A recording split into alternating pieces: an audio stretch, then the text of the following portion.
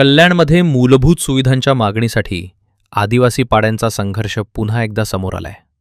कल्याण डोंबिवली महानगरपालिका मुख्यालयाबाहेर श्रमजीवी संघटनेच्या वतीने जोरदार धरणे आंदोलन करण्यात आले.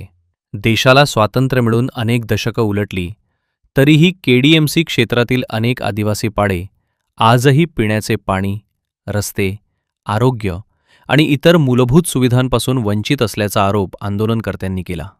काही पाड्यांमध्ये महिलांना पाण्यासाठी लांब अंतराची पायपीट करावी लागत असल्याचं सांगण्यात आले, तर अनेक ठिकाणी नागरिकांना दूषित पाणी वापरण्याची वेळ येत असल्यामुळे आरोग्याचा गंभीर प्रश्न निर्माण झालाय. या संदर्भात वारंवार निवेदने देऊनही प्रशासनाकडून ठोस कारवाई होत नसल्याचा आरोप श्रमजीवी संघटनेने केलाय. आदिवासी समाजाला त्यांचे मूलभूत हक्क आणि सुविधा तातडीने मिळाव्यात. आज श्रमजीवी संघटनेच्या वतीनं कल्याण डोंबिवली महानगरपालिकेमध्ये पिढ्यानपिढ्या राहणारे जे आदिवासी गावपाडे आहेत, त्या आदिवासी गावपाड्यामध्ये महानगरपालिकेने ज्या सुखसुविधा द्यायला पाहिजे ते स्वातंत्र्याच्या 88 वर्षानंतर आजही आदिवासी गावपाड्यामध्ये कुठल्याही सुविधा महानगरपालिकेने दिलेली नाही. श्रमजीवी संघटनेच्या वतीनं आम्ही या ठिकाणच्या महानगरपालिकेच्या आयुक्त महोदयांना अनेक वेळा निवेदन अर्ज संविधानिक मार्गाने दिलेले आहेत, परंतु आजही आदिवासी गावपाड्यामध्ये पिण्याच्या पाण्याची व्यवस्था नाहीये. लोक खड्ड्यातला नाल्यातला दूषित पाणी पिऊन आज आपले ताण भागवत आहेत. अनेक आदिवासी गावपाड्यामध्ये आज अंतर्गत रस्ते नसल्यामुळे या पावसाच्या हंगामामध्ये तिथे घाणीचं साम्राज्य तयार होतं आणि साथीचे रोग पसरतात. त्याचबरोबर अनेक आदिवासी कुटुंबांच्या राहत्या घराला नगरपालिकेने घरपट्टी साधी लावलेली नाही. ज्या लोकांना घरपट्ट्या लावलेल्या आहेत त्या घरपट्ट्यांचा दर एवढ्या मोठ्या प्रमाणात की आदिवासी लोकांना भरणं परवडत नाही.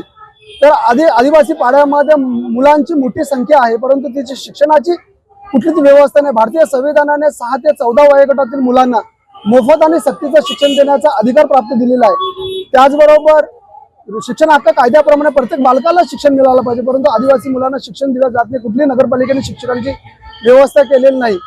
11 जानेवारी 2024च्या शासन निर्णयाप्रमाणे आदिवासी कुटुंबांना घरकुलांचा लाभ मिळाला पाहिजे, परंतु आपल्या महानगरपालिकेमध्ये एकही आदिवासी कुटुंबाला शबरी घरकुल योजनेचा लाभ मिळालेला नाही. अनेक आदिवासी गावपाड्यामध्ये एका बाजूने स्वच्छ भारत अभियानाच्या घोषणा केल्या जातात, सुंदर शहर कल्याण डोंबिवली महानगरपालिका म्हटलं जाते, परंतु आदिवासी गावपाड्यामध्ये साधा शौचालय नाही. उघड्यावरती महिलांना जावं लागते. देशाच्या स्वातंत्र्याच्या 88 वर्षानंतर लाजिरवाणी बाब आहे की महिलांना उघड्यावरती शौचालय जावं लागतंय. ज्या ठिकाणी शौचालय आहेत त्या शौचालयाची दुरुस्ती नाही, नादुरुस्त आहेत. त्या ठिकाणी घाणीचं साम्राज्य तयार झालेलं आहे. आम्ही अनेक वेळा निवेदन अर्ज विनंती केली, परंतु महानगरपालिकेने कुठल्या प्रकारची व्यवस्था केलेली नाही. आज आम्ही श्रमजीवी संघटनेच्या वतीने या ठिकाणी निवेदन वजा आम्ही मोर्चा घेऊन आलेलो आहोत. आमच्या मागण्या जोपर्यंत पूर्ण होत नाही तोपर्यंत आम्ही या जागेवर उठणार. आणि आज आमची मागणी अशी आहे की जोपर्यंत महानगरपालिकेचे आयुक्त आमच्या जोडला चर्चा करत नाही तोपर्यंत आम्ही निवेदन द्यायला जाणार नाही. का याच्या आधी ऍडिशनल आयुक्तांच्या जोडला चर्चा झालेली आहे, कार्यकारी अभियंत्यांच्या जोडला चर्चा झालेली आहे, परंतु निर्णय कुठल्या प्रकारचा होत नाही. त्यामुळे आज आयुक्तांनीच आमच्यासोबत चर्चा करावी, त्याशिवाय आम्ही चर्चा करणार नाही अशी भूमिका आम्ही घेतलेली आहे. चांगला मुद्दा तुम्ही सांगितला.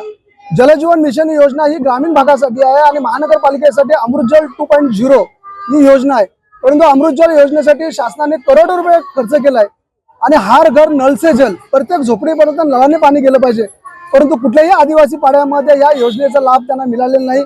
एका बाजूने शहरामध्ये बेकायदेशीर इमारती उभ्या राहिलेल्या त्यांना पाण्याचा मोठा पुरवठा होतो, परंतु आदिवासींना पिण्याचं पाणी दिलं जात नाही.